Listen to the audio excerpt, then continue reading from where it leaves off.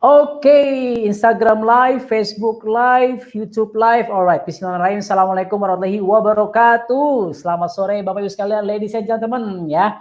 Sore hari ini lagi-lagi kita akan ngabuburit bareng, ngabuburit yang amazing bersama sahabat, guru-guru saya, ya pokoknya orang-orang yang banyak mempengaruhi lah ya kehidupan saya. Dan hari ini, oh ya, tak lupa ya kita juga bersyukur dulu kepada Allah Subhanahu wa taala masih bisa diberikan kesempatan, masih diberikan nikmat iman, nikmat Islam berpuasa di hari ke-22.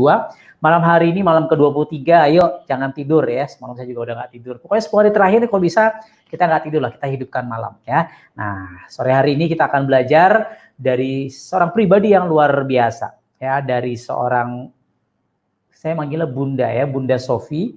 Jadi saya udah kenal beliau ini sudah cukup lama.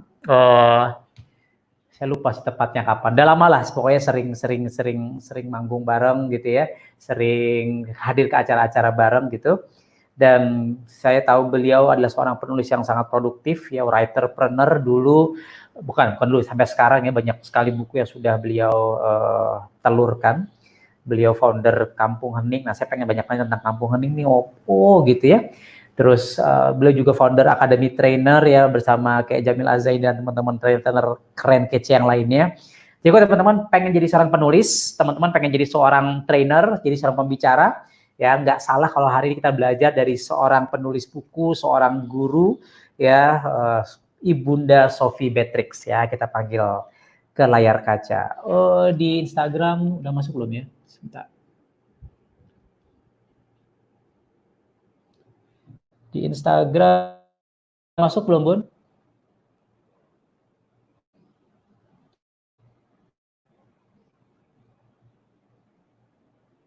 Sofi Beatrix, bentar ya guys.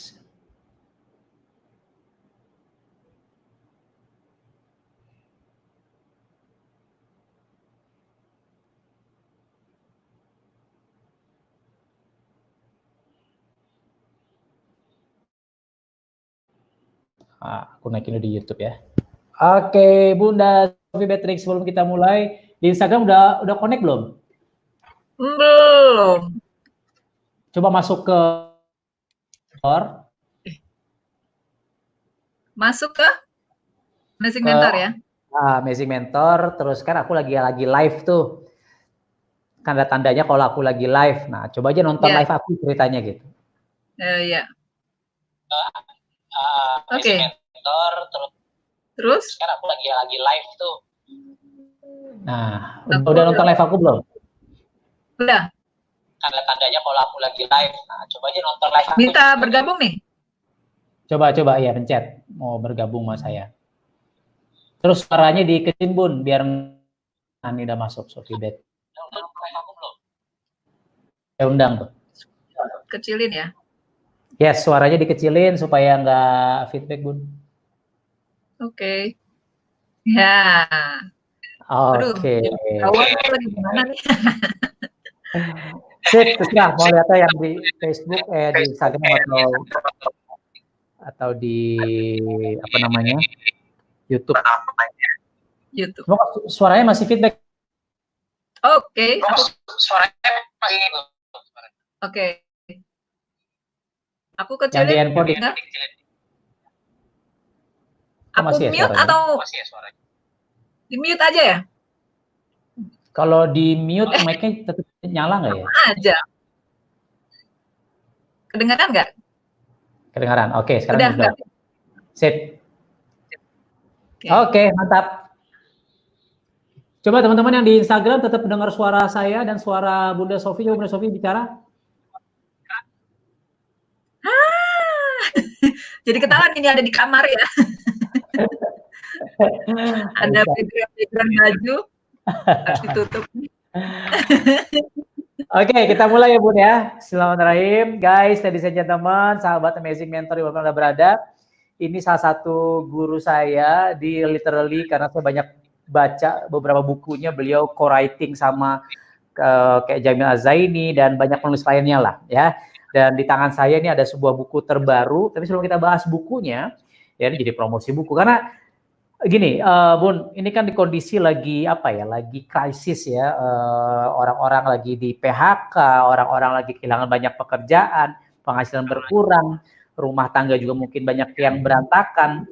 Nah, ini nih butuh sebuah tools, sebuah teknik healing, ya, menyembuhkan dirinya sendiri. Nah, kan Bunda juga kalau saya lihat ini bicara self healing book nih, ya. Tapi sebelum kita bahas ini, Bun, dari apa ya, sehari-hari yang Bunda rasakan gitu ya, ini dampak COVID-19 krisis ini, apa sih hal-hal yang Bunda temukan yang kok rasa-rasanya kayaknya kita butuh bantu nih, kita butuh motivasi teman-teman di luaran sana nih. Ya, ya, makasih ya dok. Bismillahirrahmanirrahim. Assalamualaikum warahmatullahi wabarakatuh Waalaikumsalam. semuanya. Ini tadi berkaitan dengan pertanyaannya ya. Sebenarnya kalau di sebelum eranya COVID, ini era COVID ini ya, itu memang sebenarnya kan kebutuhan-kebutuhan untuk apa ya, istilahnya pemulihan jiwa atau melakukan healing atau mengatasi masalah-masalah yang terjadi di dalam keseharian ya, menghilangkan stres dan lain-lain itu sudah pasti udah ada ya, namanya manusia kan pasti namanya manusia hidup pasti ada masalah gitu ya. Betul. Nah, tetapi dengan adanya kondisi yang sekarang di mana kita awalnya itu berada di satu zona yang kita mungkin saat itu berada di zona yang nyaman, lalu tiba-tiba dengan adanya COVID ini, terus kita berada di satu zona yang itu nggak kita kenali medannya gitu kan. Nah, ketika kita berada di satu zona yang kita tidak mengenali medannya dan itu banyak hal yang mungkin rutinitas yang biasanya kita lakukan itu terputus, nah disitulah mulai muncul stres atau tekanan-tekanan yang memuncak gitu ya, memuncak. Dan di situ kadang-kadang muncul tidak hanya kejadian-kejadian yang terjadi saat ini, tapi kejadian-kejadian masa lalu itu yang trauma-trauma itu bisa juga datang kambuh gitu kan, kambuh kembali. Nah, inilah akhirnya saya kebetulan pas momennya memang saya dulunya kan saya kan mendirikan Akademi Trainer kan dengan Pak Jamil. Yes. Nah, di tahun 2020 ini kami berdua memang mendirikan namanya Kampung Hening. Dan ini momennya pas banget gitu dengan adanya kejadian ini itu juga ternyata bisa menjadi bermanfaat, lebih bermanfaat lah gitu. Walaupun mungkin salah satu program kami yang yaitu berupa klinik wisata Kampung Hening ini sempat terhenti, tidak langsung bisa di launching karena kejadian COVID ini. Gitu. Kok yang di Instagram ngilang nih Bun? Dia nggak hilang sih, cuman muter-muter. Oh, sinyal apa ya? Biasanya justru sinyal yang di YouTube yang nggak kuat. Muter-muter ya?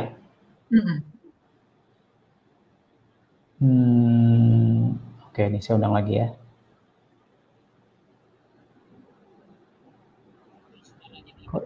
Is unable to join. Oke, aku join ya. Ya. Suara Ibu hilang di Instagram. Oke, sebentar ya guys, sebelum kita semakin seru. Aku udah kirim permintaan gabung. Kok nggak muncul ya? Oke, sip.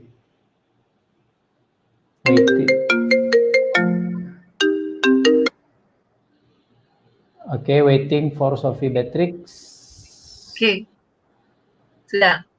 Oke, sip. Alhamdulillah. Jadi, coba jelasin lebih detail, Bun, tentang kalau Academy Trainer, gue tahu banget lah. Kalau teman-teman yang mau jadi trainer, belajar, itu tempatnya lah, tempat terbaik. Nah, kalau Kampung Hening ini gimana konsepnya? Terus di mana sini ada tempat fisiknya juga ya, Bun? Apa gimana? Iya. Jadi Kampung Hening ini sebenarnya ada tempat fisiknya, ada juga yang tidak fisik ya, pastinya kita akan lembaga konseling ya sebenarnya ini sebuah wadah untuk bagaimana menciptakan kesehatan jiwa pada masyarakat sebenarnya gitu ya. Nah, cuman bedanya ini Kampung Hening ini adalah kami ini memikirkan bagaimana sih caranya supaya dalam program-programnya untuk membuat sehat mental, sehat jiwa, hati yang jernih, hati yang bening gitu ya, itu bisa didapatkan dengan cara yang fun, dengan cara yang entertain gitu, yang happy gitu. Karena kebanyakan kan biasanya gini ya, kalau orang punya masalah, stres, atau punya trauma, punya fobia misalnya, mereka datang ke psikolog misalnya, atau datang ke suatu tempat untuk mendapatkan terapi, tapi biasanya itu udah punya ketakutan. Jadi atau punya ya image ya kayak aduh kalau aku datang ke psikolog atau menterapi diri ini berarti aku agak-agak nggak beres nih gitu kan. Termasuk juga stigmanya masyarakat ya kan, datang kemana, mau pergi kemana ke psikolog, lagi ada masalah, wah gitu kan. Nah itu kita mau mencoba untuk itu tidak terjadi satu ketakutan atau satu apa istilahnya pemikiran negatif gitu ya, untuk mau melakukan healing atau penyembuhan diri aja ada perasaan takut atau perasaan apa kurang nyaman gitu. Nah maka akhirnya kita menciptakan program maupun apa tempat ya, makanya kita kasih nama Klinik Wisata Kampung Hening, itu adalah tempat untuk melakukan pemulihan jiwa atau apa menjernihkan hati dengan cara-cara yang menyenangkan. Salah satunya buku ini. Nah, ini kita buat sebagai basic kurikulum sebenarnya untuk setiap orang bisa melakukan proses penyembuhan diri terhadap masalahnya, ya stres mulai yang ringan sampai kepada yang mungkin trauma-trauma gitu kan, dengan tools-tools yang mereka bisa lakukan sendiri dengan apa ya, seperti self healing gitu. Nah, apalagi sekarang nih terputus nih banyak orang-orang yang datang ke kita ya, ke saya, Pak Jamil dan teman-teman konselor yang lainnya itu mau ngomong aja, mau menyampaikan aja nggak bisa kan ya, mau ketemuan itu susah. Gitu. Ini mati lagi ya kayaknya, yang IG. Muter-muter sih. Sinyal di sana Pak IG-nya. Tapi biasanya yang lemah justru. Saya, apakah saya yang ininya? Oke, lanjut. Bagus lagi ini. Bunda Sofi suara kecil katanya. Oh, mungkin karena mic saya. Begini kah? Ya, coba lanjut. Ya. Nah, cuman suara saya jadi feedback tapi. Udah, ini kali. Oke. Ya, bismillah, lanjut. Ya, jadi kalau dengan apa kita program ini salah satunya ya kita launching dalam bentuk buku self healing. Jadi di situ setiap orang bisa melakukan apa namanya self healing gitu ya. Jadi menyembuhkan dirinya sendiri kalau misalnya lagi stres atau lagi mengalami masalah ya sampai kepada misalnya hal yang agak berat misalnya kayak trauma begitu, luka batin lah kalau kita bilang, itu bisa melalui tools yang kita buat dalam buku tersebut. Nah, banyak juga yang sekarang nih kondisinya sekarang kan ketika banyak sekali nih teman-teman yang punya masalah atau lagi stres nih terus pingin curhat, mungkin kalau biasanya bisa ketemuan ya dok, bisa ketemuan, bisa ngobrol di kafe gitu kan. Tapi karena dengan jarak yang tidak bisa karena kita sekarang lagi social distance, kemudian kalau mau lewat kayak gini juga ribet gitu misalnya ya, itu bisa sebenarnya melakukan self healing dengan tools-tools yang kita kasih. Nah di Kampung Hening sendiri itu berbagai macam tools yang kita berikan. Ada yang gratis dok, kalau misalnya mau diunduh juga bisa. Tools-tools yang gratis bisa di akunnya Kampung Hening ya. Ada juga yang seperti ini berbentuk buku, ada yang berbentuk kelas, dan sebenarnya yang mau kita launching terakhir itu adalah dalam bentuk klinik wisata gitu. Nah kalau misalnya pengen tahu klinik wisata gitu ya, Klinik wisata itu kan kalau misalnya kita sering nih datang ke wahana, contoh misalnya Jatim Park. Mau ke Jatim Park, kita berangkatnya mungkin lagi stres, lagi aduh pengen refreshing nih gitu kan. Ya, Nah, udah sampai di wahana Jatim Park, keluarnya jadi happy kan gitu ya, Dok? yes. Nah, jadi Happy happy. Tapi banget tuh Jatim Park tuh. happy banget. Tapi apakah masalahnya selesai, Dok? Muncul lagi pas sampai rumah, aduh masih banyak nih masalah gue gitu ya. Nah, itu mungkin agak ada sedikit bedanya wahana yang kita buat itu insya Allah keluarnya happy dan masalahnya terselesaikan gitu. Masya Allah. Di mana sih itu, Bun, Kampung Hening itu? Sukabumi itu Waduh, bukan? kok tahu sih? Oh, udah kan saya mata-matanya banyak ini. Waduh, padahal mau kita sembunyiin tuh. Oh, iya. Jadi belum di launching ceritanya deh ya. Ya, insya Allah Dok, doain ya. Wah, doain dong. Insya Allah tuh main ke sana kan. Ya, Oke, ini saya lihat memang ini guys, ini jadi saya melihat buku ini sangat interaktif ya, banyak apa, banyak tabel-tabel, list-list, kolom-kolom yang teman-teman harus isi gitu ya, karena ini bagian dari self therapy. Sebenarnya seberapa efektif self therapy, Bun? iya. Sekarang ini justru mungkin zamannya orang kepinginnya semuanya serba sendiri gitu ya. Jadi misalnya mau belajar tuh otodidak aja lah, gurunya dari online misalnya gitu. Terutama yang generasi milenial tuh ya, seneng banget dia mereka otak-atik dirinya sendiri gitu kan ya, bereksperimen dan melakukan segala sesuatunya sendiri. Nah, memang ini adalah bukan menjadi solusi terbaik yang misalnya, oh dengan ini tuh semuanya serba beres, nggak gitu juga. Tapi ini itu adalah langkah pertama yang bisa dijalanin, yang bisa dicoba.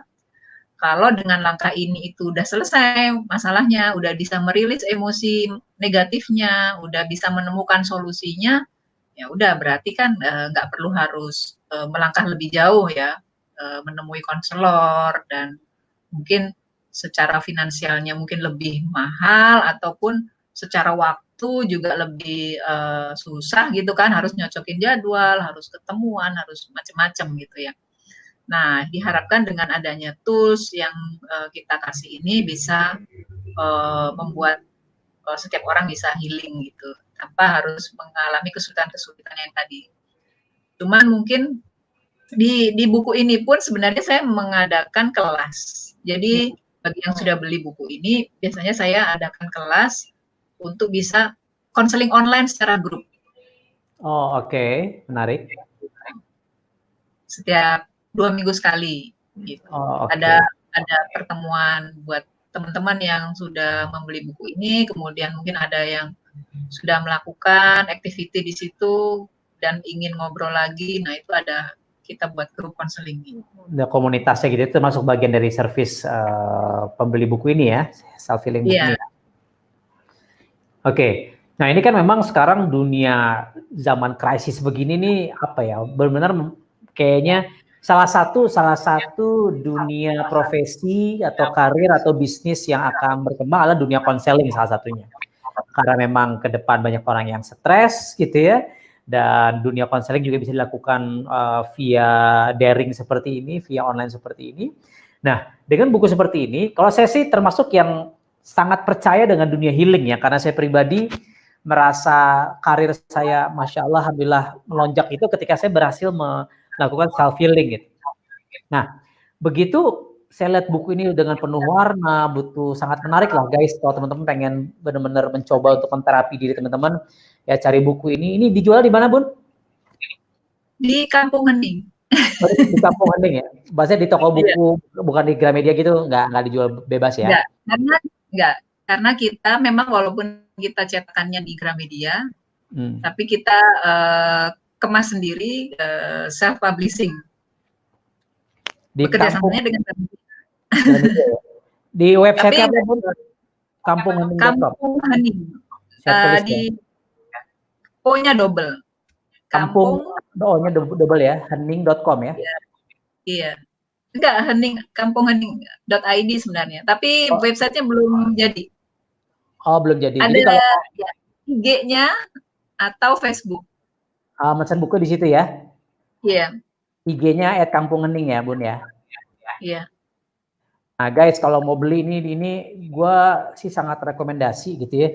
Saya hampir punyalah semua buku-buku Pak Jamil, Bunda Sofi, ini keren banget. Nah, cara make buku ini, Bun, ini gimana? Harus kita sambil mengheningkan cipta gitu ya, mengheningkan diri, Iya, pakai musik instrumental apa gimana? Atau ini bisa diisi sama iya, istri sama suami misalnya, ini gimana? iya. Jadi di buku itu sebenarnya ada petunjuk untuk mengerjakan Hmm. healing-nya sendiri ya. Di situ diantaranya adalah bisa membawa sticky note, karena biasanya harus isi-isi gitu ya.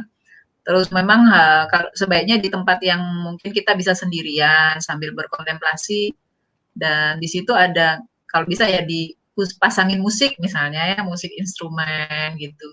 Sehingga Jangan kita dangdut bisa ya. bisa ini kalau dangdut mah jadinya beda nanti. Nah, itu bisa akhirnya membuat kita menjalani langkah-langkah itu dengan baik ya, dengan baik. Bahkan itu sebenarnya saya buatnya juga based based on waktu saya, ya ini perjalanan healing saya sendiri juga sebenarnya. Hmm. Nah, saya kan juga sempat dengar tuh, sempat baca cerita. Coba cerita deh, Bun, tuh kayaknya inspiring banget. Dulu kan Bunda kayaknya apa ya, hancur berantakan lah kehidupannya, bahasa kasarnya gitu kan. Sampai akhirnya you menemukan diri Bunda, seorang yang kita sama-sama intuiting nih ya. Menemukan plus minusnya seorang intuiting, akhirnya berdamai, terus ibadahnya jadi bagus. Itu proses healingnya gimana, Bun? Sampai akhirnya ini jadi buku ini gitu.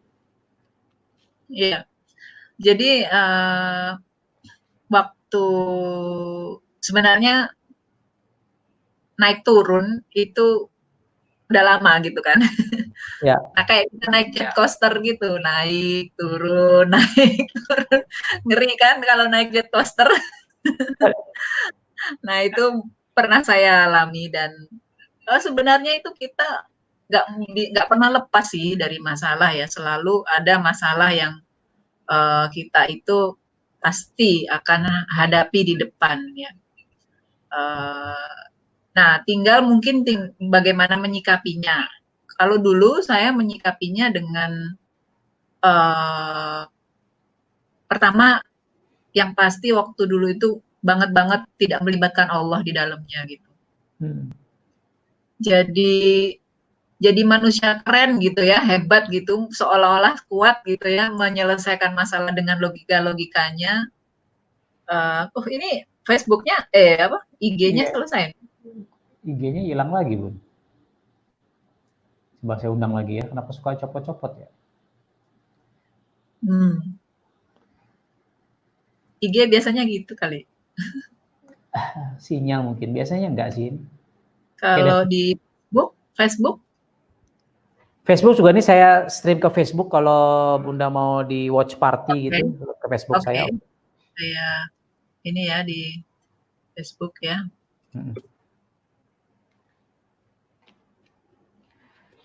Ya, sambil Bunda nunggu ke Facebook mau di watch party. Jadi guys, ini benar-benar ada dibikin langkah-langkah perjalanannya nih. Kita harus curhat versus self healing, lalu kita akan dibawa ke labirin, life is a game.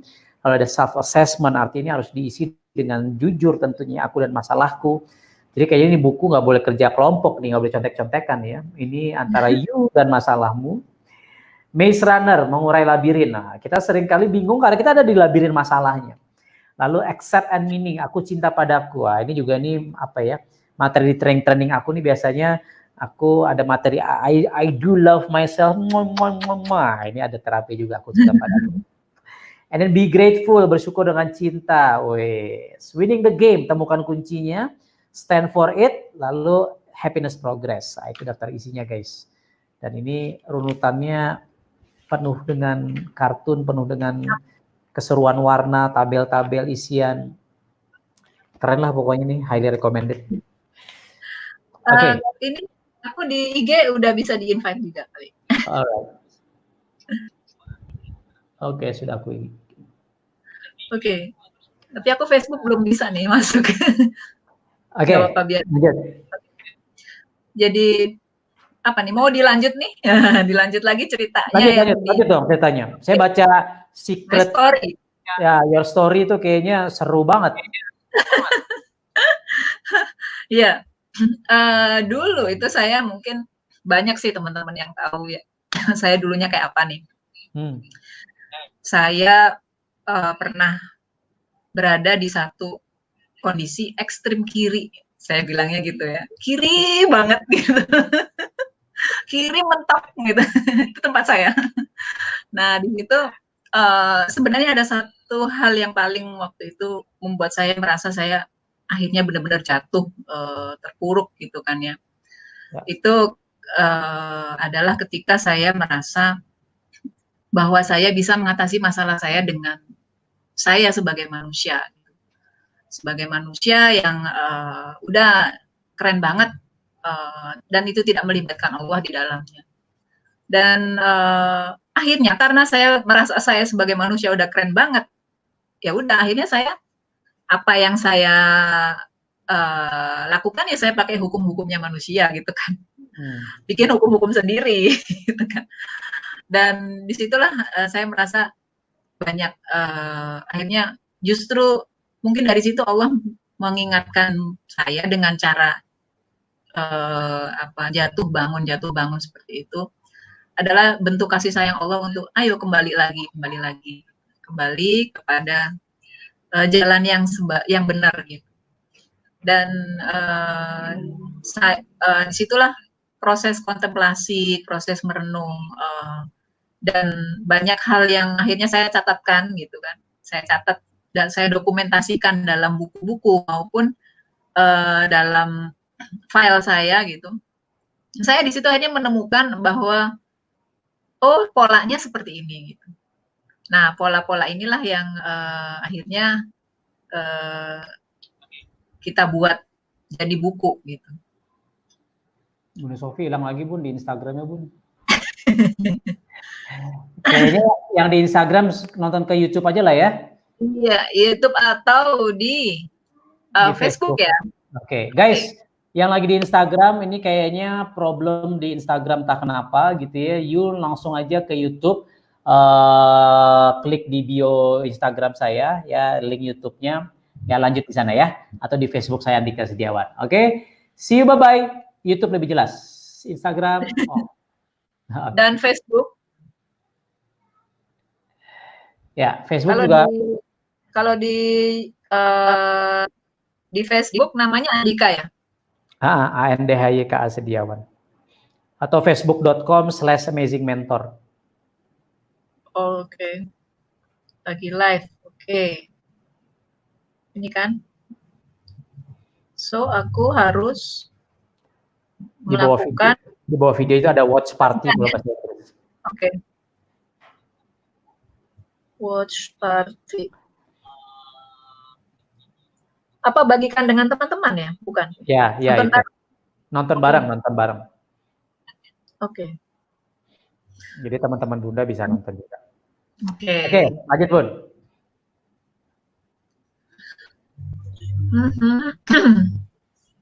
Kiri banget tadi kan roller coaster, and then mulai mendekatkan diri kepada Allah tuh. Awalnya cuman menggunakan teori-teori manusia gitu ya, hukum manusia. Ya. Ya, dan sebenarnya kalau intuiting tuh punya beberapa jenis luka batin yang sama biasanya. Ini bener nggak dok? Kita samain ya. Bener nggak nih? Tebak-tebakan. Saya lagi dibongkar nih kayaknya sekarang. Ada nih misalnya contoh ya sebagai seorang intuiting, luka batin itu salah satunya adalah ketika kita punya ide gitu ya, yang menurut kita bagus atau mungkin kita bilang ini, wah ini nih bermanfaat nih di waktu yang akan datang, tapi itu ditolak atau bahkan diremehkan atau dibully gitu. Ya. Nah, itu salah satunya yang akhirnya bisa menimbulkan sebuah luka batin gitu. Nah, luka batinnya kan ada yang dalam, ada yang biasa aja karena kan ada prosesnya nih. Ada orang itu merasa itu biasa-biasa aja ketika dibully, atau ada yang kondisinya pas banget pas kita lagi kena banget gitu ya. Kita dibully itu kita kena banget sehingga itu jadi luka batin. Nah, luka batin itu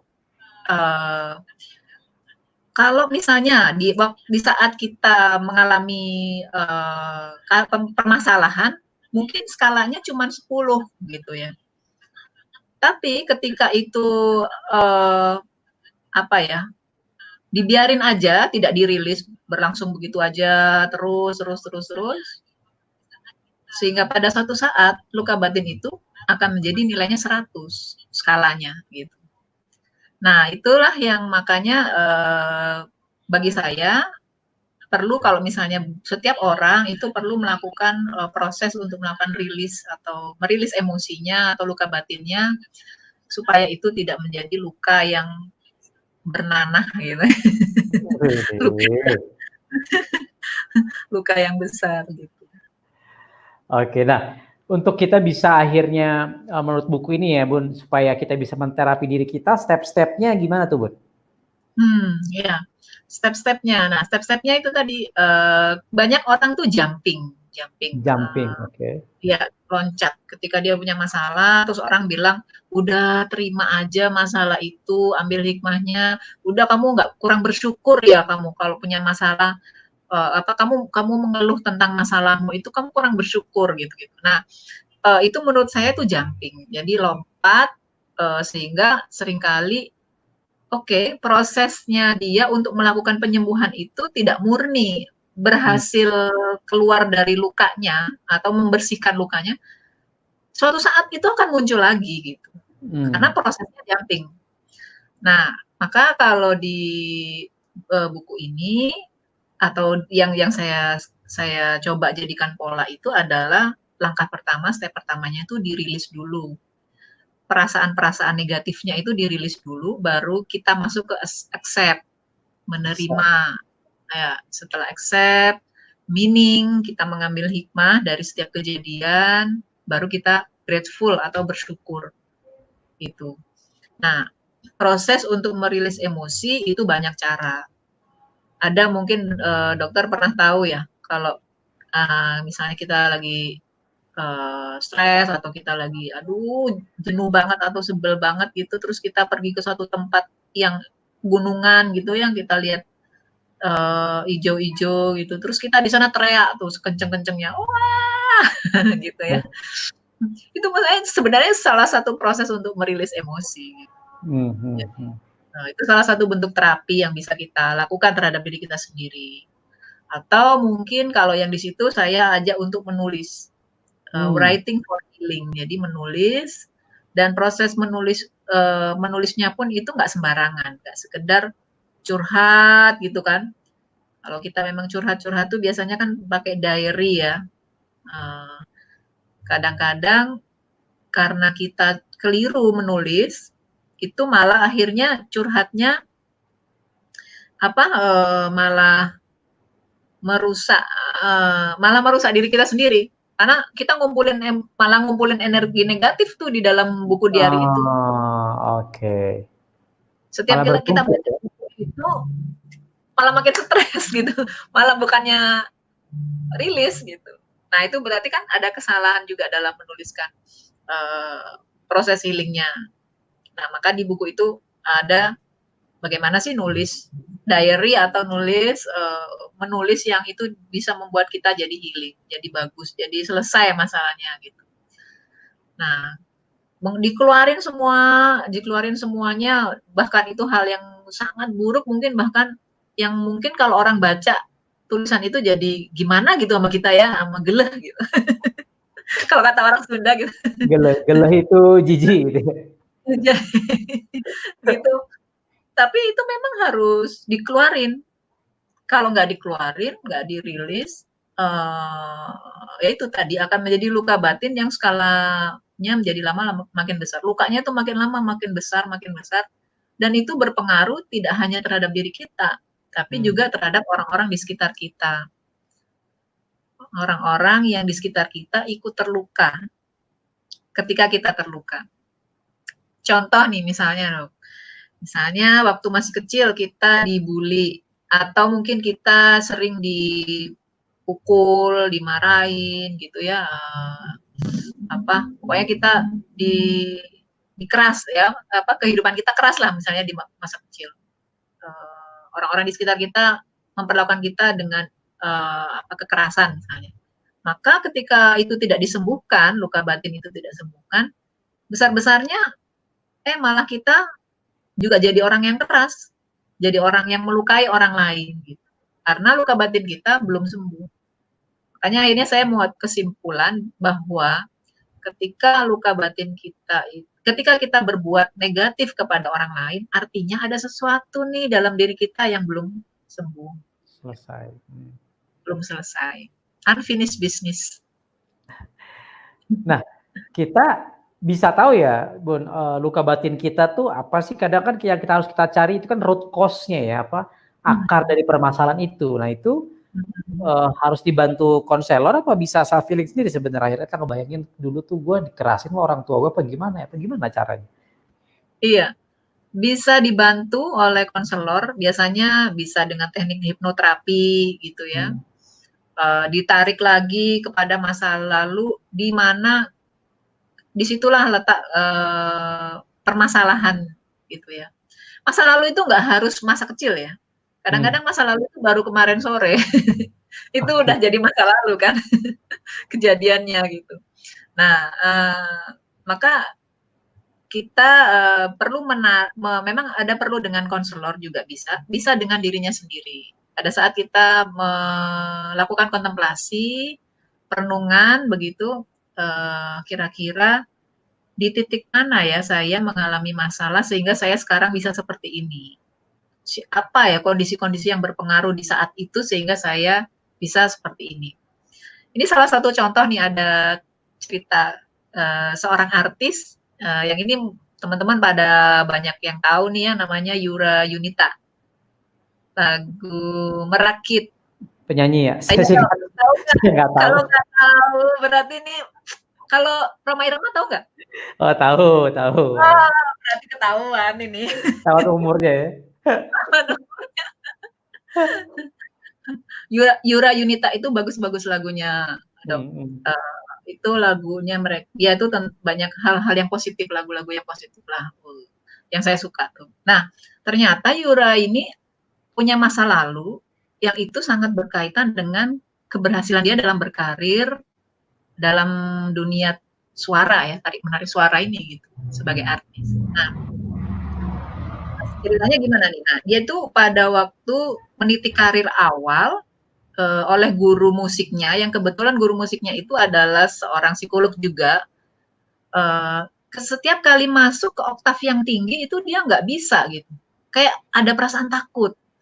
Padahal suaranya tinggi banget itu, bagus gitu. Tapi dia ketika masuk ke nada-nada yang tinggi, dia mencerminkan ekspresi atau emosi yang takut gitu. Nah, sehingga ditanya nih sama gurunya, dilakukan hipnoterapi, diajak kembali lagi, sebenarnya di fase mana kamu mengalami trauma sehingga kamu setiap kali mendengar suara keras, bahkan suaramu sendiri ketika keras, itu kamu seperti takutnya seperti menyakiti orang gitu, takut dikatain berisik gitu kan. Nah, akhirnya setelah dilihat ternyata dia kembali ke masa di mana waktu dia umur 5 tahun. Pada saat itu dia punya seorang kakak yang jago main piano, jago nyanyi gitu kan. Dan dia sangat mengagumi kakaknya ini, begitu sangat mengagumi, sehingga dia ingin niru. Pada satu saat dia datang ke ruangan si kakak yang tempat pianonya, terus dia main keras-keras tuh. Biasa kan kalau anak umur 5 tahun kan tekan tutsnya itu nggak satu ya, langsung bareng gitu kan. Iya.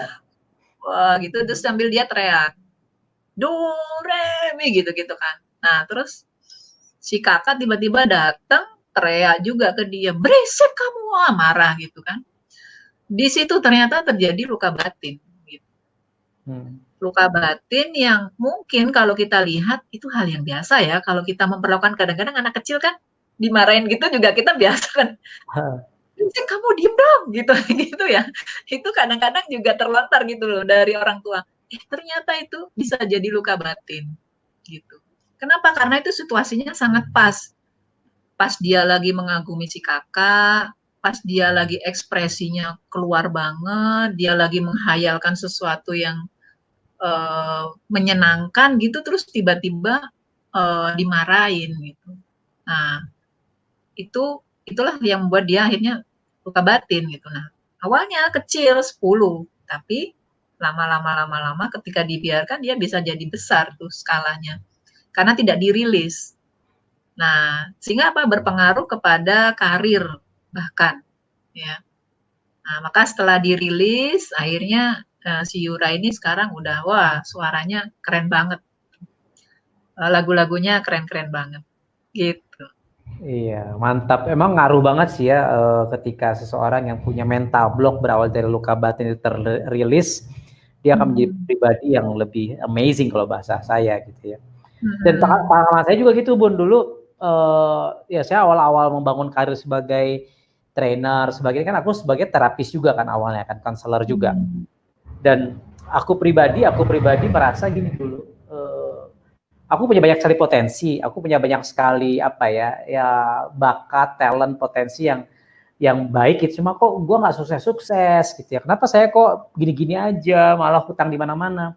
Sampai akhirnya saya mencari berbagai macam teknik terapi. Saya mempelajari hipnoterapi, timeline terapi. Wes, saya pelajari semua. Saya datangi banyak guru lah.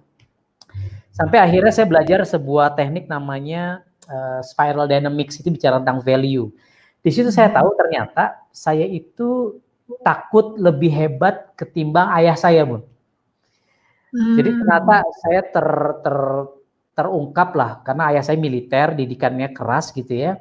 Dan in some way gitu, aku tuh kayak punya mental block, saya tuh nggak bisa hebat, karena kalau gue hebat saya harus izin sama ayah saya dulu, saya nggak boleh gitu kayak dikungkung gitu. Subconsciously ya begitu gitu. Padahal sih ayah saya pasti mendoakannya saya pengen sukses gitu kan. Coba akhirnya begitu saya tahu oke, saya self healing. Oh ini nih ternyata masalahnya ketemuan nih. Lalu gitu saya nulis, oh ternyata saya punya sebuah figur yang memblokade saya. Akhirnya saya datang ke orang tua, saya datang ke ayah saya bilang, ayah, Dika pengen jadi pengusaha, Dika pengen sukses, begini. Intinya minta doa restu, saling memaafkan dan seterusnya. Dan begitu momen itu terjadi, Bun, Masya Allah, langsung it's like my career meroket gitu, Masya Allah. It works ya. Ya, it works. Seperti kadang-kadang itu kejadiannya malah nggak ada hubungannya. Gitu. Nah, jadi misalnya ada satu masalah di hal yang lain yang nggak ada hubungannya nih dengan istilahnya keberhasilan di satu tempat, tapi itu ternyata menjadi trauma. Contoh nih misalnya gini, dok, yang saya alami nih saya ini orangnya nggak suka nih ngomong di depan orang. Jadi ngomong di depan orang ini sebenarnya kalau ini nih udah mulai oke banget ya, bisa ngomong kayak gini nih dok. Untung saya bukan orang gitu kan, tuyul, makanya bisa ngomong. Dulunya beberapa waktu yang lalu saya itu udah mending cenderung orang lain lah yang ngomong. Saya yang bikin konsepnya atau saya yang ngebantuin dia dari belakang gitu. Makanya saya salah satunya bikin Akademi Trainer itu karena saya suka nih yang ngomong bukan saya, mereka-mereka aja gitu, para trainer-trainer yang jago itu gitu kan. Nah, saya akhirnya meneliti kenapa ya kok nggak berani ngomong, mau ngomong aja, mau diundang jadi pembicara yang itu menjelaskan tentang bisnis, padahal itu kan menjelaskan tentang bisnis itu penting ya, diundang bukan sebagai pembicara nih, tapi sebagai pemilik bisnis gitu kan. Itu saya seminggu mules. Oke. Seminggu nggak, aduh pokoknya kalau udah mau jadi pembicara Pak Jamil udah tahu nih, oh ini nih pasti stres, mules, nggak bisa tidur, gitu-gitu. Padahal ngomongnya cuma 2 jam gitu kan, atau 1 jam gitu. Nah, akhirnya saya meneliti dan itu melakukan refleksi dengan menggunakan tools-tools yang sekarang ini saya buat di Kampung Hening itu, storyline atau life journey gitu. Saya temukan ada beberapa kejadian-kejadian di masa lalu yang itu saya harus tuntaskan supaya saya bisa bisa apa ya, hidup saya berubah gitu. Ketika saya merasa hidup saya berubah atau the new me ini ada, maka saya bisa ngomong lancar nih di depan orang gitu. Jadi kadang-kadang traumanya itu bukan trauma tentang ngomong, trauma tentang hal yang lain gitu. Tentang Ternyata dengan apa itu, Bu? dengan orang tua. Oh, oke. Jadi banyak justru bukan orang tuanya yang salah, tapi saya yang salah. Karena saya banyak berbuat salah, ya kan saya itu orangnya bandel gitu ya dok. Kelihatan nggak Kelihatan, terlalu bandel? kelihatan sih.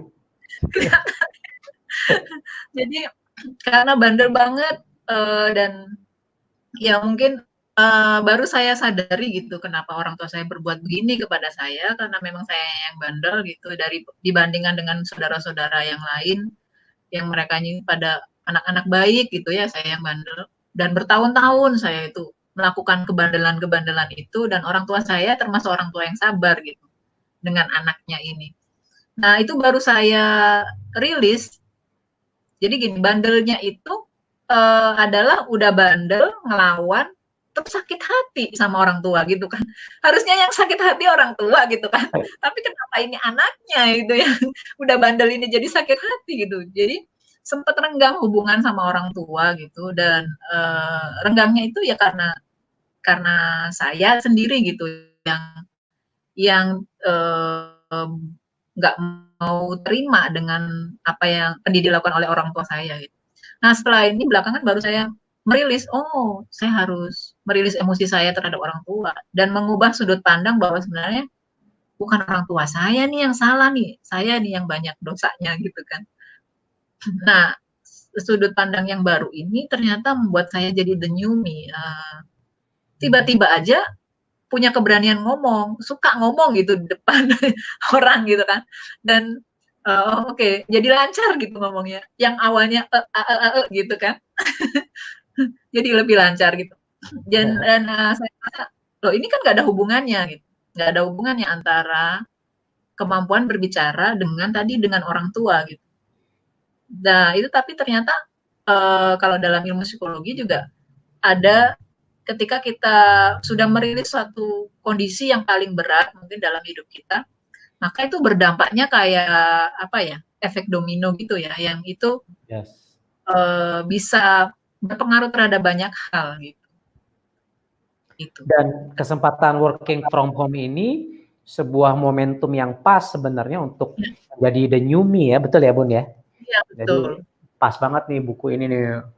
Ketika kita punya banyak masalah ya dan krisis, justru sekarang kita working from home bisa menjadi seorang pribadi yang baru, menjadi the best version of me, of you, gitu. Berarti kapan-kapan juga kita bisa ngundang dong, Dok, di Kampung Hening sebagai konselor kita. Insya Allah karena backgroundku kan memang awalnya ya aku kan master hipnoterapi, aku master coach, aku master timeline terapi. Jadi dulu awal-awal karir memang kerjaannya ya merilis gitu-gituan. Bahkan sampai ada pengalamanku banyak, salah satunya ada yang pasien dia sakit kanker gitu ya, sakit kanker. Saya datang ke rumahnya itu sudah putih, memang sudah stadium lanjut lah, sudah nyebar kemana-mana. Hemoglobinnya tuh 2 apa 3 saya lupa gitu. Saya ini tahun-tahun 2010 lah. Nah itu udah putih kan, hemoglobin sel darah merahnya itu udah sedikit sekali. Terus saya tanya gini Bun, saya waktu itu pendekatannya kan hipnoterapi lah, whatever it is lah, saya lakukan dengan berbagai macam tools yang ada untuk membantu menyembuhkan, menyehatkan kembali orang itu. Saya tanya, Bu, ini istri pejabat Kementerian Keuangan. Saya tanya, 5 tahun sebelum divonis kanker ada nggak peristiwa besar yang menyita energi emosi yang besar? Saya bilang. Ternyata ada. Jadi ternyata 5 tahun yang lalu suaminya ketahuan selingkuh. Dan ternyata itu menyebabkan sebuah energi, emosi negatif yang besar, dan dalam konteks psikologi sebenarnya psikosomatis, emosi negatif itu bisa menjadi penyakit fisik. Dan benar, jadinya kanker gitu ya dengan izin Allah. Terus saya terapi, saya lepaskan lah energi negatif itu, saya lepaskan lah emosi negatif tersebut dengan timeline terapi, kita tarik lagi mundur dan seterusnya. Dan besoknya saya dapat SMS BBM waktu itu ya, buat BBM, dok, ini ibu tanpa ditransfusi darah, sekarang mukanya jadi merah lagi, terus dicek hemoglobinnya udah mendekati normal sekarang. Jadi it's like tanpa transfusi darah, saya buka blockage emosi negatifnya, itu kayak darahnya produksinya tuh kayak lancar lagi gitu ya, jadi bagus lagi gitu. Di situ saya melihat, oh iya ternyata emosi negatif ini benar-benar kalau emang yang tadi kata Bunda 10 jadi 100 meledak jadi bom waktu, it's gonna be sangat dangerous gitu, sangat berbahaya ya. Betul. Seperti itu. Betul. Wow. Boleh lah kapan-kapan nanti saya sharing di Kampung Hening. Asik. Siap. Ganti ya. Oke, guys, ada yang pertanyaan kan nih bagi teman-teman yang punya pertanyaan? Silakan tulis di kolom komentar di Facebook atau di YouTube yang sedang nonton. Ya mumpung ada konselor nih, konseling gratis nih sore hari ini sambil ngabuburit nih. Kalau di luar momentum ini, wah di charge. Oh, enggak. Di Kampung Hening sebenarnya juga ada kelas konseling. Nah, nanti mungkin bisa diundang nih dokter nih. Kelas konseling dengan berbagai tema. Kemarin kita sudah menyelenggarakan dengan 8 orang pembicara dengan berbagai macam tema konseling gitu. Nah, nanti kita akan mulai lagi nih nanti bulan Juni dan berikut-berikutnya gitu. Siap, insya Allah. Apa yang bisa saya bantu, kita berbagi manfaat, insya Allah siap dukung. Alright, kayaknya saking terseponanya ini belum ada yang nanya nih. Ini ada Pak Ngadi Saryani, wah dari Saudi Arabia nonton, Masya Allah. Iya, disapa-sapa dulu kali dong. Ya, nih ada Pak Azhari Syam dari Jambi, Abi Nazar Banten menyimak, wah. Ini wah, benar nyimak terus. Ya, Stephen Fighter juga nih. Oh, iya. Sebenarnya harusnya aku diundang di Stephen tuh. Aku berbicara tentang intuiting yang kacau awalnya. Memang intuiting ini ngeyel. Kita nih orang-orang yang Badung memang. Intuiting kan ngeyel. Saya pun Badung orangnya. Ya, intuiting. Istri saya juga intuiting. Ngobrolin soal intuiting ya di Stephen ini. Saya itu kan merasakan banget ketika salah satu jalan spiritualnya saya ikutin gitu ya. Kan Pak Farid bilang bahwa orang intuiting itu jalan spiritualnya itu adalah dengan berpuasa. Padahal berpuasa itu adalah satu hal yang paling ibadah yang paling berat buat saya nih. Males banget lah. Gitu ya? Iya kan? Iya bener. Saya disuruh ibadah sunnah yang lain misalnya sholat atau apa daripada puasa gitu kan. Nah ini orang intuiting beratnya justru di situ. Tapi itu jadi justru challenge gitu. Satu kendali self control ya. Jadi self control yang harus dilakukan. Kalau di buku itu juga saya sebutkan bahwa di akhir buku itu bahwa ketika kita mau dapatkan solusi kita harus melakukan self control. Kalau dalam bahasa Islamnya itu tirakat gitu kan. Tirakat. Nah, waktu itu saya jangankan ya waktu saya lagi di ekstrem kiri nih. Jangankan puasa sunnah ya. Puasa wajib aja seringkali itu tidak terbayar gitu dong. Nah ini cerita dosa ya masa lalu. Nah kemudian akhirnya saya coba puasa, coba deh ini harus breakthrough ya, menghancurkan dinding penghalang nih ya, kemalasan atau ketidaksukaan terhadap sesuatu itu dijalanin. Akhirnya saya coba puasa sunnah. Dan puasa sunnah yang awalnya Senin Kamis gitu ya, terus akhirnya jadi lebih intens lagi gitu, dan juga istilahnya puasa wajibnya dikelarin juga gitu kan. Ya alhamdulillah setelah itu banyak sekali hal yang ajaib gitu yang terjadi. Yang hidayah-hidayah lah istilahnya ya, yang kalau buat orang intuitif hidayahnya itu adalah dapat ide ya, Dok. Salah satunya ya. Dapat Betul. ide yang fresh gitu, yang tiba-tiba muncul, yang nggak kepikir, yang gitu ya, menjadi solusi dalam hidup gitu.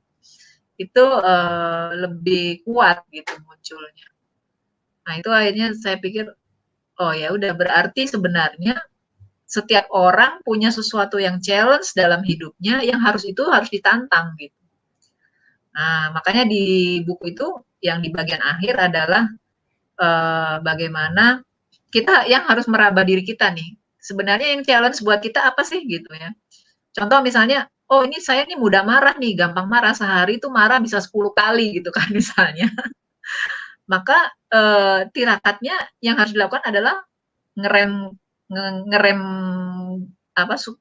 kesukaan untuk marah itu gitu kan. Gimana caranya ya, misalnya kita udah buat nih, dalam 7 hari ini saya akan tidak marah sama sekali, itu kan berat banget tuh. Orang sehari 10 kali, terus tiba-tiba disuruh selama 7 hari tidak marah gitu kan. Ini terutama buat ibu-ibu nih, Dok. Mama ya. Mama gitu. Nah, itu kita challenge diri kita sendiri, dan kalau itu berhasil, oh itu banyak keajaiban yang akan datang insya Allah. Dan di buku ini dipandu ya untuk kita Iya, menterapi diri seperti itu ya. iya, Oke, ini Bun ada pertanyaan Fahmi Usman. Bagaimana merilis energi negatif yang merasa dapat cobaan yang bertubi-tubi? iya. Oke. Nah, kalau merilis emosi negatif dari buku itu adalah kita tuliskan. Di sini nih ada di halamannya, ada banyak upaya saya untuk bisa bantu menulis dalam proses merilis emosi. Ada yang dalam bentuk kita dengan diri kita sendiri ngobrol nih. Kita dengan diri kita sendiri ngobrol, self talk ya.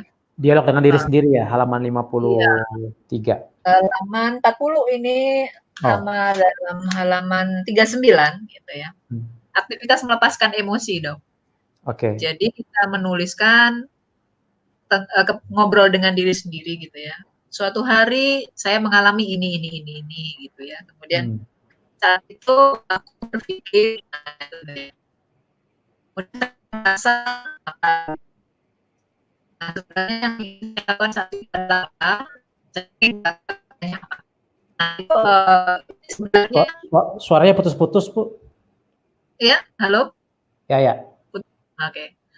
Nah, ini sebenarnya adalah self hipnoterapi ya, Dok, sebenarnya. Yes, benar nih.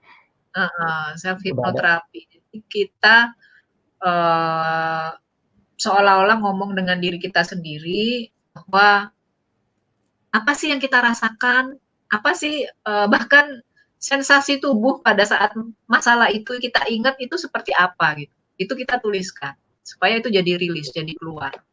Nah, beberapa testimoni dari yang buku ini, yang ada yang menuliskan bahwa ketika mereka menuliskan emosi itu bahkan sampai tubuhnya itu bergetar, Dok, sampai keringetan, sampai nangis, itu kan artinya iya, reaksi tubuh ya.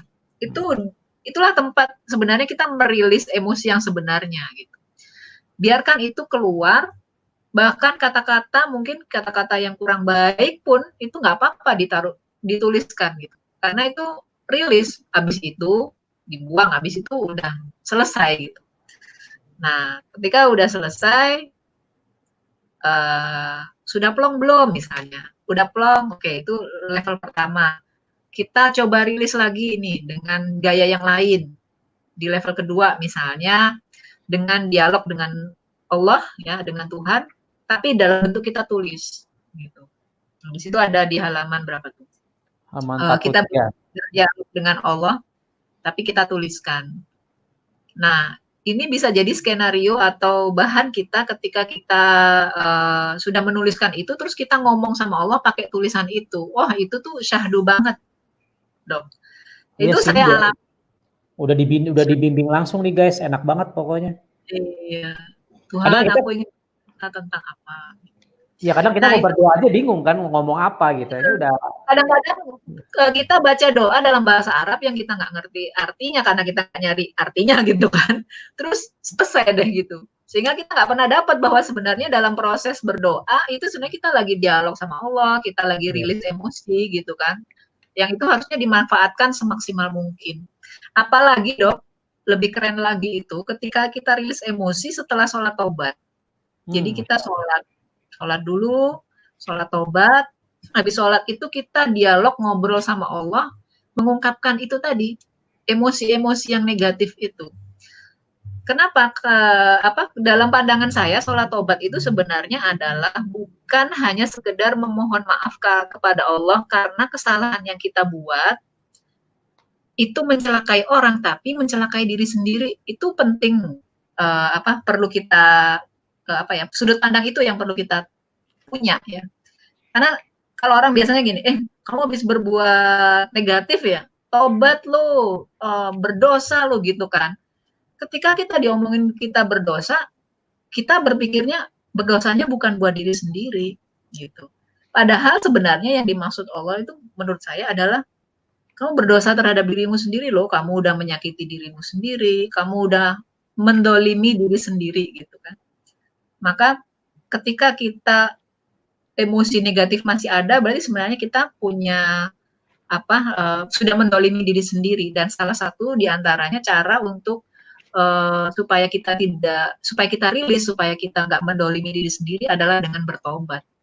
Ya Allah, maafin ya Allah ya, aku nih sudah melakukan ini terhadap diriku sendiri. Aku udah marah nih sama orang itu, sehingga itu melukai diriku sendiri. Ampuni aku ya Allah, gitu kan sebenarnya. Merilis emosinya sendiri ketika kita mohon ampun sama Allah. Itu. Maka saran saya kalau mau rilis emosi ada macam cara, itu salah satu di antaranya yang paling efektif adalah ngobrol sama Allah setelah sholat. Gitu. yes, Itu udah. yes, keren banget nih.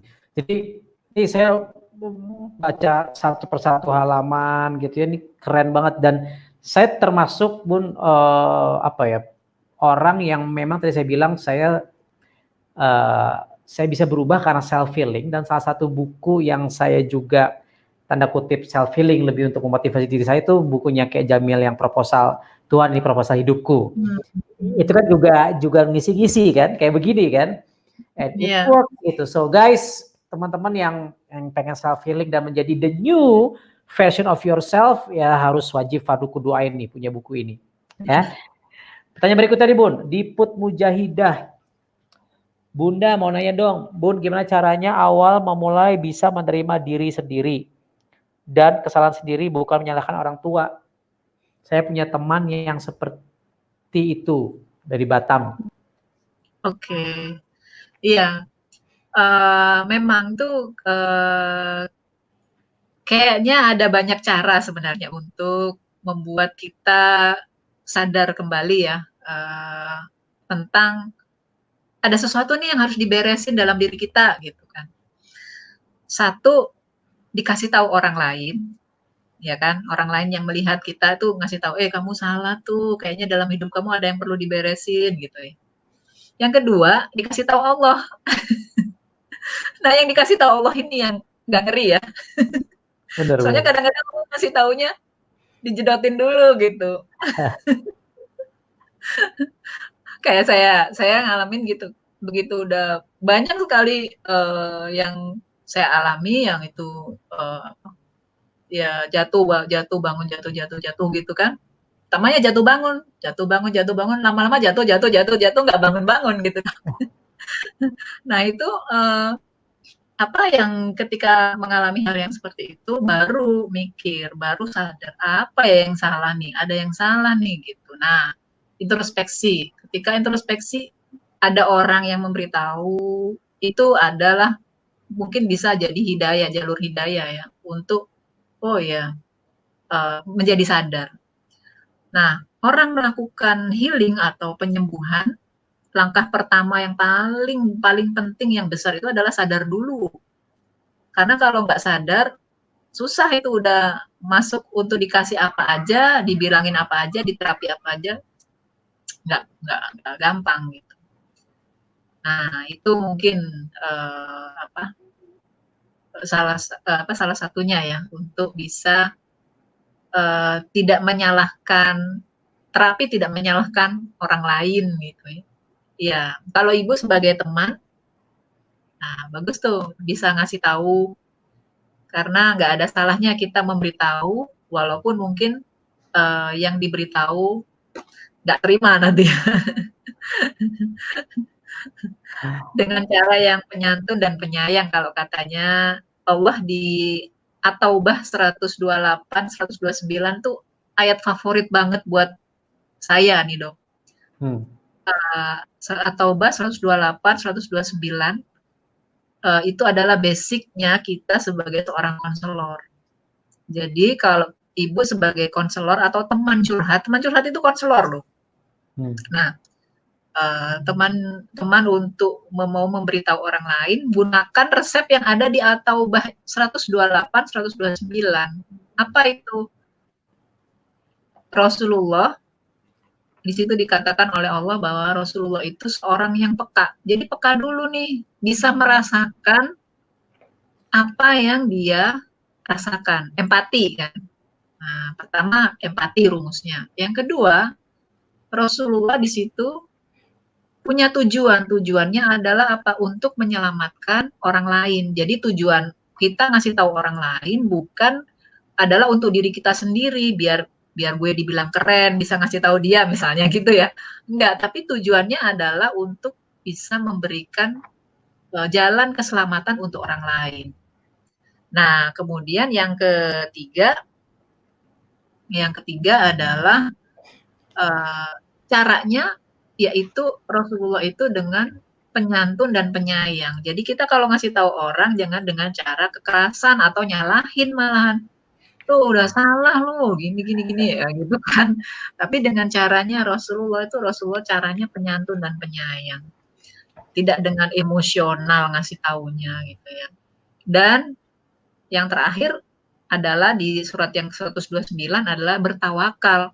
Kalau sudah ngasih tahu tapi masih bandel atau masih nggak mau denger, ya udah pasrahin sama Allah. Itu untuk biar Allah yang ngurus gitu.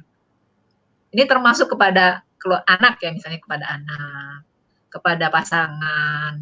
Itu kita kalau ngikutin cara Rasulullah dalam konseling ini happy banget pasti. Karena udah berusaha, udah dengan caranya yang baik, tujuannya baik, terus hasilnya nggak sesuai dengan kita harapkan, ya udah tetap aja happy, tetap aja nggak jadi beban gitu. Nah, itu mungkin tipsnya nih kalau misalnya ibu mau ngasih tahu ke temennya itu tadi. Hei, mantap. At-Taubah 128 atau 29 ya, saya catat. Iya. Oke, King Faiz, bagaimana tanggapannya Bu tentang orang tua yang selalu memaksakan keinginan tentang orang tua yang selalu memaksakan keinginan orang tua kepada anaknya? Ya, orang tua yang selalu memaksakan keinginannya kepada anaknya. Nah, kalau di dalam buku itu ada level yang berikutnya adalah menerima, accept. Accept itu adalah menerima hal-hal yang tidak bisa kita rubah. Selama bisa kita rubah ya kita nggak accept ya, kita upayakan untuk mendapatkan solusinya. Nah, kita bisa ngelihat nih orang tua kita bisa nggak dirubah gitu. Kalau misalnya memang aduh ini udah nggak bisa dirubah, udah ini banget lah, susah nih gitu ya. Dan dengan berbagai cara nih udah diupayakan, ya berarti di accept. Accept-nya itu apa? Accept bahwa ya inilah orang tua saya, nggak mungkin lah saya minta orang tua yang kayak siapa misalnya artis siapa gitu kan orang tua. Ya udah dikasih orang tua seperti itu sama Allah ya diterima gitu kan. Dan setelah diterima kita kita mencari hikmahnya. Ada hikmah pasti yang diberikan oleh Allah dengan orang tua yang diberikan kepada kita yang seperti ini. Nah, itu kita cari hikmahnya. Hikmah itu bisa berupa misalnya hal yang apa ya? Oh, ternyata dulu dengan kejadian itu sekarang ternyata dampaknya ini ya buat kehidupanku. Nah, bisa seperti itu. Bisa juga apa ya kompetensi atau skill yang bisa aku dapatkan gara-gara aku diperlakukan itu gitu. Misalnya seperti itu. Contoh misalnya ini ada ibu-ibu nih, suaminya rewel banget soal makanan, aduh cerewet banget, dimasakin udah masak nggak enak, oh pokoknya ini ya bertahun-tahun dia menikah dengan kondisi yang seperti itu, tapi ada hikmah yang dia dapat, dia sampaikan kepada saya apa, alhamdulillah dengan ini akhirnya aku jago masak, jago masak, bisa bisnis catering gitu kan. Gara-gara suaminya gitu kan. Nah, itu kan sebenarnya mengambil hikmah ya dari kejadian. Pasti ada hikmahnya nih dengan apa yang dikasih Allah ke kita. Dan itu sudah pastinya juga sesuai dengan kesanggupan kita. Nggak mungkin Allah memberi sesuatu yang kita tidak sanggup untuk memikulnya. Nah, gitu. Yes, mantap. Terakhir, Bun, dari Pak Yuk, Didit Setiono, gimana menghadapi kegagalan yang terus-menerus? oke. Menghadapi kegagalan terus-menerus, wah saya pernah tuh di masa-masa yang gagal terus itu ya. Gagal apa aja tuh kalau pernah ngobrol sama Kang Hari, gagal apa Bun? Banyak, apa aja coba bercinta dalam hal percintaan, dalam hal harta, dalam hal apa aja deh pokoknya semuanya gitu, barengan gitu. Nah, eh, sebenarnya kalau menghadapi kegagalan terus-menerus tuh yang pertama ini adalah kita harus melihat benar-benar istilahnya kalau saya itu jeda dulu, jeda, menjernihkan hati, melihat sebenarnya poin kita bermasalah itu paling besar ada di mana gitu. Itu yang harus kita selesaikan. Nanti itu akan menjadi efek domino itu tadi bisa menyelesaikan yang lain. Yang seperti tadi saya contohkan hal yang kecil aja misalnya tadi saya tidak berani berbicara di hadapan orang banyak. Yang itu mungkin sempat mengganggu pekerjaan saya ya. Nah, saya cari nih di tengah kegagalan, tengah masalah yang terjadi, saya ketemunya ternyata adalah saya pernah bermasalah dengan orang tua saya gitu. Dan nggak hanya pernah, itu berkali-kali bermasalah gitu kan, karena anak bandel nih gitu. Dan saya tidak merasa saya itu bandel gitu. Saya malah nyalahin orang tua saya, ini orang tua kok gini sih sama saya gitu kan. Nah, ternyata itu menjadi suatu kegagalan terus-menerus dan itu berdampak terhadap salah satu hal yang kelihatan nyata itu nggak berani ngomong di depan orang, itu kan nggak ada hubungannya ya, tapi itu ternyata menjadi satu bagian faktor yang penting yang itu ketika dirilis, itu ternyata kayak efek domino, selesai semua tuh masalah gitu. Nah, itu yang harusnya dicari nih, supaya bisa keluar dari kegagalan yang terus-menerus. Itu Oh, mungkin jawabannya. Masya Allah. Bun, sudah 1 jam, hampir 7 jam 15 menit nggak terasa nih. Iya ya, Masya Allah. Oke. Emang kalau bicara healing tuh nggak ada habisnya sih ya. Iya, Oke, betul. Bun, closing statement nih, supaya di zaman krisis COVID-19 ini, working from home ini, lockdown ini, kita bisa menjadi seorang the new me. Ya, enggak? Iya. Jadi bagaimana caranya supaya kita bisa menjadi seorang yang the new me, seseorang yang baru, the new me in the new normal, gitu ya. Di era new normal. Kita tidak menjadi orang yang terpuruk atau menjadi orang yang tenggelam dengan berbagai keresahan diri ya, luka batin gitu. Maka yang harus dilakukan adalah mungkin banyak-banyak nih untuk melakukan tafakur atau berkontemplasi, berkontemplasi terhadap apa-apa yang sudah kita lakukan, yang mana yang harus dibenerin, mana yang harus dirilis, mana yang harus di-accept, mana yang harus diupayakan, dicarikan solusinya. Nah, dari situ ketika kita sudah bisa melakukan itu, jangan lupa nanti suatu saat ketika kita udah berhasil, kita udah mencapai apa yang kita harapkan, tetaplah tawadu, tetaplah membumi, ya, supaya apa? Ketika kita sudah mencapai sesuatu itu kita tetap membumi, insya Allah sama Allah itu dibuat langgeng, itu dibuatnya bertahan. Karena itu yang saya alami juga ketika saya mencapai keberhasilan setelah menghadapi kegagalan demi kegagalan, saya lupa gitu, lupa diri. Nah, sehingga dijatuhin lagi sama Allah. Ayo ingat gitu kan. Tawadu gitu kan. Tetaplah membumi. Itu mungkin.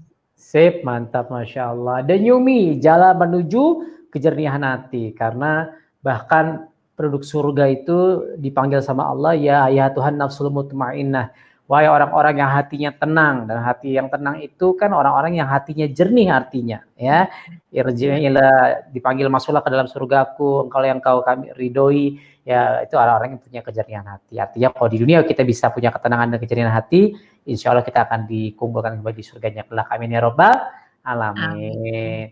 Bunda Sofi, thank you banget atas waktunya nih, sharing-sharingnya. Kapan-kapan saya nanti main ke Kampung Hening juga ya, insya Allah. Ya, jazakallah khair, bukunya bermanfaat.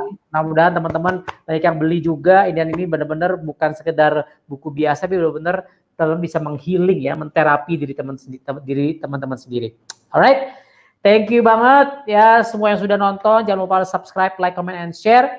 Yang benar datang dari Allah Subhanahu Wa Taala, yang buruk datang dari kami berdua, hamba yang soleh. Selamat menempuh malam ke-23, guys. Ini Lailatul Qadar, jangan-jangan malam hari ini kejar ibadahnya. Mudah-mudahan kita semua bisa mendapatkan malam 1000 bulan. Amin ya robbal alamin. Amin. Alright, thank you. Saya Andika dan Bunda Sofi undur diri. Wabillahi taufiq wal hidayah. Assalamualaikum warahmatullahi wabarakatuh. Live once, live amazing. Bye bye. Bye bye. Bye bye.